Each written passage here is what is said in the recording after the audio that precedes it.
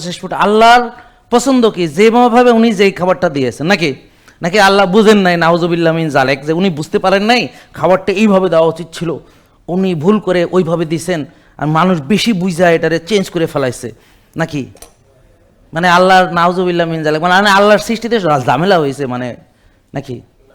ও আচ্ছা, তো এই করতে যায় কি হয়েছে, এখন সব ঘরে ঘরে রুগী আর ওষুধ। এই করতে যে কি হয়েছে, এখন আর কোনো সুস্থ লোক খুঁজে পাওয়া যাচ্ছে না, সব রুগী ওষুধ খায়। তাহলে আমরা শয়তানের প্ররোচনায় প্রলুব্ধ হইয়া processed food, ultra processed food ধুমায়া খাইতে আসি। তো ইবলিসের এটা হলো পরিকল্পনার অংশ।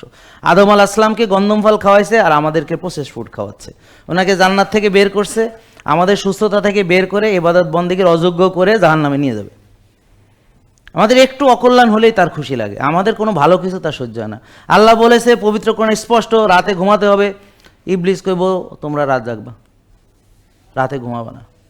এবং আপনাকে রাত জাগাতে পারলে ইবলিস অনেক খুশি হয়, যে ও দেরি করে ঘুমাইছে, ফজরের নামাজে জাগতে পারবে না, নামাজটা মিস হইয়া যাবে, জামাতে পড়তে পারবে না, তার মানে সে অনেক খুশি। তাতে কী লাভ তার সেটা বিষয় না, বিষয় হলো সে খুশি।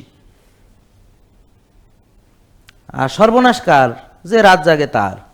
তো এখন আপনি ইবলিসের পরামর্শে রাত জাগেন, সে এতে অনেক খুশি হয়।